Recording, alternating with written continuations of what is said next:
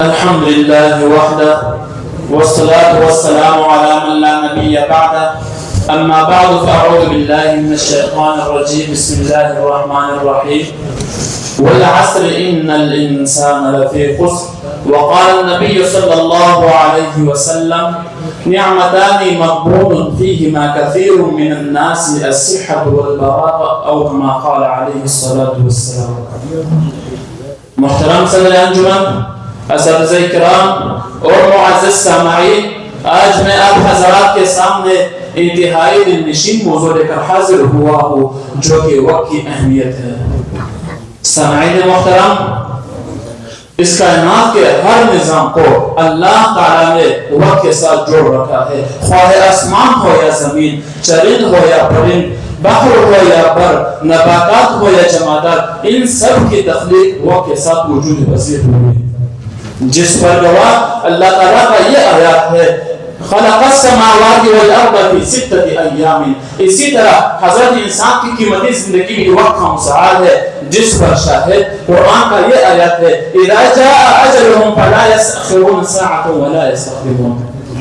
سامعین محترم، وقت وہ عظیم نعمت ہے جس کی قدر و قیمت اور اہمیت کو بتلانے کے لیے اللہ جل جلالہ نے اپنے کلام مقدس میں کئی مقامات پر قسمیں کہی ہے. کہیں فرمایا واللیل، کہیں فرمایا والنہار، کہیں فرمایا والفجر، کہیں فرمایا والضحیٰ اور کہیں فرمایا والعصر.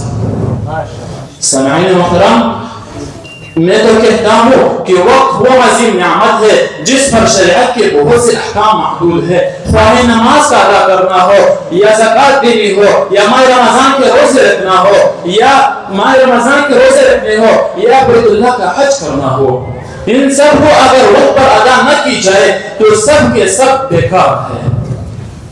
سامعین محترم، بعضوں کے کرام نے وقت کے کچھ اس طرح تعبیر بیان کی ہے الوقت سیف قاطع ان لم تقطعه لقطعك، یعنی وقت کاٹنے والی تلوار کی طرح ہے، اگر آپ نے اس سے کسی چیز کو کاٹ دیا تو ٹھیک ہے ورنہ یعنی تلوار تجھے کاٹ دے گا.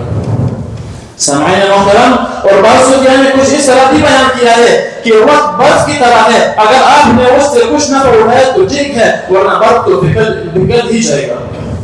یہی وقت ہے جس کے لیے باشعور لوگوں نے فرمایا وقت الوقت ذهب، یعنی وقت سونے کی طرح ہے، اور بعض اہل دانش لوگوں نے فرمایا الوقت حیات، یعنی وقت زندگی کی طرح ہے.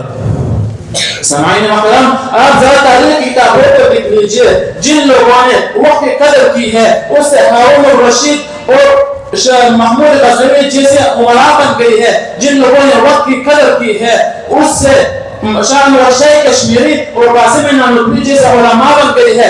جن لوگوں نے وقت کی قدر کی ہے اس سے امام ابو حنیفہ، امام ابو یوسف، امام محمد، امام شافعی، امام مالک، امام احمد بن حنبل جیسی ائمہ بن گئی ہے. جن لوگوں نے وقت کی قدر کی ہے اس سے صحابہ جیسی ستارے بن گئی ہے، جس کی تعریف خود رب العالمین اپنے کلام میں کر رہا ہے. اولئک هم المفلحون، اولئک هم الفائزون، اولئک كتب في قلوبهم الايمان رضي الله عنهم ورضوا عنه. سامعین محترم، آج بھی ان کے نام زندہ ہے. جب ہم ان کے نام لیتے ہیں تو اس کے ساتھ رضی اللہ عنہ کہتے ہیں. سامعین محترم، حضور اکرم صلی اللہ علیہ وسلم نے ارشاد فرمایا جب دن ہوتا ہے تو جب سورج نکلتا ہے تو دن یہ اعلان کرتا ہے من استطاع ان يعمل خيرا فاني غير مغفر عليكم. آج اگر کوئی نیک عمل کرنا چاہے تو کر لے ورنہ پھر آج کے بعد میں کبھی نہیں لوٹوں گا. سامعین محترم، دعا ہے کہ اللہ تعالی ہم سب کو وقت کی توفیق کے سمجھنے کی توفیق عطا فرمائے. وما علینا الا البلاغ المبین.